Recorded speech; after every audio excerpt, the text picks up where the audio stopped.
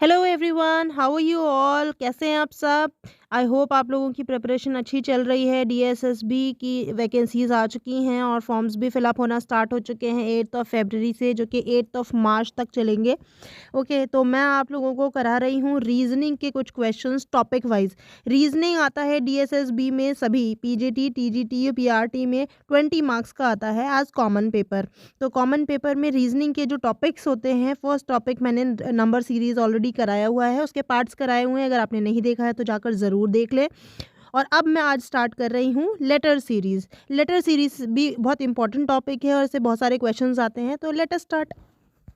First question है, find the missing term. Missing term हमें find करनी है। अच्छा, इसमें आप लोगों को नंबर्स के लेटर्स के नंबर्स भी पता होने चाहिए, यानी आर कौन से नंबर पे आता है, ए जैसे 1 नंबर पे आता है, जी नंबर 26 पे आता है। इस तरीके से आपको नंबर्स भी पता होने चाहिए और उसका भी यूज़ करना है। बट जो सिंपल वाली सीरीज़ होती है उसमें आपको उसकी ज़रूरत नहीं पड़ेगी। तो जहाँ पे इसकी ज़रूरत पड़ेगी मैं वहीं पर आप लोगों को नंबर से कराऊँगी। ओके, तो स्टार्ट करते हैं। देखिए, यहाँ पे आर है, फिर एस है, टी है, यू है। ओके, तो हर नंबर में क्या हो रहा है, नेक्स्ट नंबर एक 1 प्लस हो रहा है। ठीक है, फिर क्यू देखते हैं, क्यू के बाद आर, एस, टी। ठीक है, एन, एन के बाद ओ, पी, क्यू। तो इसका मतलब इसके बाद वाली सीरीज हमारी नेक्स्ट होगी। तो यू के बाद आता है वी, फिर टी के बाद यू, और फिर आर। ये रहा। तो हमें मिल गया U, V and R. So R correct option is option number C. C हमारा करेक्ट आंसर है। ठीक है, नहीं ये सिंपल वाला था। नेक्स्ट देख लेते हैं, आई, टी, एम, एल, क्यू। अब इसमें हमें देखना है कि इसमें आगे का क्या रिलेशन है। अगर इसको देखते हैं तो आई के बाद जे के बीच में मिसिंग हुए हैं नंबर, स्किप कर रहे हैं, तो +2 हो रहा है इसका मतलब। फिर अब टी से देखते हैं, टी के बाद तो क्यू आता नहीं है, तो इसका मतलब क्यू यहाँ पे बैकवर्ड काउंटिंग हो रही है ना। MNOPQ RST, यानी RS बीच में स्किप हो रहा है, यानी यहाँ पे अगर हम देखें तो -2 हो रहा है। ठीक है, और उसके बाद फिर MN के बाद M के बाद NO बीच में मिस होता है और P आता है, यानी यहाँ पे +2 हो रहा है। तो ये सीक्वेंस चल रहा है। अब इसी सीक्वेंस को हमें आगे इस वाले नंबर के लिए भी, इस वाले लेटर के लिए भी फॉलो करना है। तो यू के बाद देखते हैं VW X, इसका मतलब V और W स्किप करना है, X आएगा। तो अब X के पास हम X के लिए हमारे पास कौन से ऑप्शंस हैं, या तो ये आएगा या ये आएगा। नेक्स्ट देख लेते हैं H। H से पहले वाला नंबर देखना है हमें, तो H से पहले 2 स्किप करना है हमें। इसका मतलब H से पहले E आएगा, क्योंकि E के बाद F G मिस करना है और फिर H पे आना है, तो इसका मतलब E वाला आएगा। तो एक E हमें ये ऑप्शन में मिल रहा है। अब यहीं पे हमें रुक जाना है, क्योंकि बाकी में तो लास्ट वाले में B इसमें भी है, इसमें भी है, पर बीच वाले में यहाँ पे F है, यहाँ पे E है, और हमें बीच में E मिल रहा है। इसका मतलब यहीं पे हमें हमारा आंसर मिल रहा है, यानी ऑप्शन नंबर बी।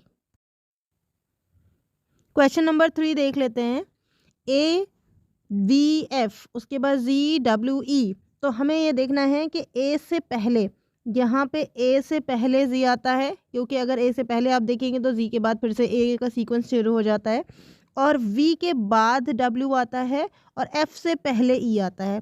तो हमें पहले देखना है और फिर बाद और फिर पहले। तो इसका मतलब W से पहले क्या आता है हमें ये देखना है, तो V आता है W से पहले। फिर इसके Z के बाद क्या आता है, तो Z के बाद A आता है। ये ध्यान रखिएगा आप, अगर Z के बाद पूछेंगे तब भी A आता है, Z से पहले पूछेंगे तब भी A आता है। ठीक है, तो Z के बाद A आता है, एंड B से पहले, क्योंकि सीक्वेंस हमारा यही था, पहले बाद पहले, तो B से पहले क्या आता है, A आता है। इसका मतलब जो हमारा करेक्ट आंसर बन रहा है VAA, यानी C ऑप्शन।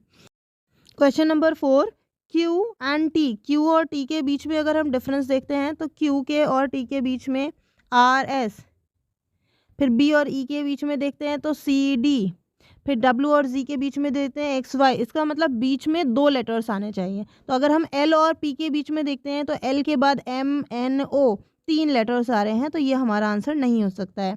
फिर K और N के बीच में देख लेते हैं, तो K के बीच में JKL के के बाद एल और एम 2 लेटर्स आते हैं इसमें 2 लेटर्स आ रहे हैं, इसका मतलब ये हमारा आंसर हो सकता है, पर हमें बाकी के भी चेक करने होंगे। ई एफ के बाद जे फ़ौरन तो 2 लेटर्स के बाद नहीं आता है इसलिए, और एच और आई के बाद भी नहीं आता है, एच और आई के बीच में भी 2 लेटर्स नहीं है, इसलिए जो हमारा करेक्ट आंसर होगा वो होगा ऑप्शन नंबर बी यानी के एन। क्वेश्चन नंबर 5 देख लेते हैं। क्वेश्चन नंबर 5 में आप देखेंगे तो इसमें पहले ही क्वेश्चन मार्क दे रखा है, इसका मतलब अगर हमें सीधा सीधा दिख रहा है W और H, अगर आपको यहाँ पे इन दोनों को अगर आप रिलेट करते हैं तो W और H है तो इसको रिवर्स कर दिया गया है, यानी H पहले आ गया है, W बाद में चला गया। सिमिलरली यहाँ पे भी देखिए VI है तो उसको भी रिवर्स कर दिया है, IV बन गया है, और इसका कोई पेयर नहीं है तो इसको हम अगर पहले वाले के साथ पेयर बनाते हैं तो UJ लिखा है यहाँ पे, तो हम इसको रिवर्स कर देंगे, JU बन जाएगा। अब इनके आपस में जो लेटर्स हैं इनका रिलेशन देखते हैं, जैसे W एंड Y है तो WXY यानी बीच में एक स्किप हो रहा है, HIJ यानी बीच में एक स्टेप स्किप हो रहा है, VWX यानी बीच में अगेन एक स्किप हो रहा है। तो हमें इसमें से ऑप्शंस में से ऐसा लेटर देखना है जिसमें एक स्किप हो रहा हो और U और J का रिवर्स करके JU, तो JU वाला हमें पहला यही ऑप्शन दिख रहा है, और दूसरी चीज़ हम इसको कंफर्म करेंगे कि यही हमारा आंसर है या नहीं है, तो J और K यस एक लेटर स्किप होके हमें आंसर मिल रहा है option number B. I hope आप लोगों को ये समझ आया होगा। अगर आप लोगों को मेरी वीडियो पसंद आ रही है तो आप ज़रूर लाइक एंड सब्सक्राइब करें, और मैं ऐसी बहुत सारी वीडियोस लेकर आने वाली हूँ। रीजनिंग के आप लोगों को टॉपिक वाइज क्वेश्चंस प्रैक्टिस कराऊंगी। अगर आप पेपर 1 के लिए DSSB या किसी भी एग्ज़ाम में आप अपीयर हो रहे हैं जिसमें रीजनिंग आती है तो ये रीजनिंग के क्वेश्चंस आपको टॉपिक वाइज ज़रूर हेल्प करने वाले हैं। So do like and subscribe. Thank you.